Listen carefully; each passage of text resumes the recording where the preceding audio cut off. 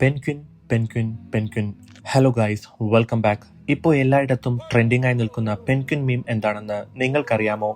2007 Werner Herzog എന്ന വ്യക്തി അന്റാർട്ടിക്കയിൽ നിന്ന് ഷൂട്ട് ചെയ്ത the encounters at the end of the world എന്ന ഡോക്യുമെന്ററിയിലെ വിഷ്വൽസ് ആണിത്.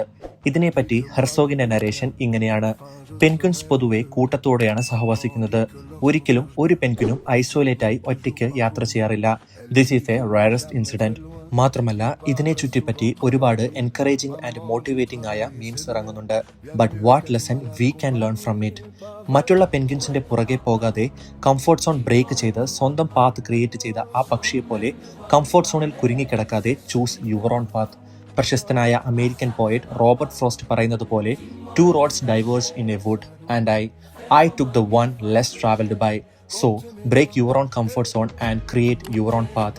എനിവേ, നിങ്ങൾക്ക് ഇതിനെപ്പറ്റി എന്താണ് തോന്നുന്നത്? Why this penguin moving towards the mountains? നിങ്ങളുടെ അഭിപ്രായങ്ങൾ തീർച്ചയായും താഴെ കമന്റ് ചെയ്യുക. മറ്റൊരു വീഡിയോയിൽ കാണുന്നവരെ ബൈ ബൈ.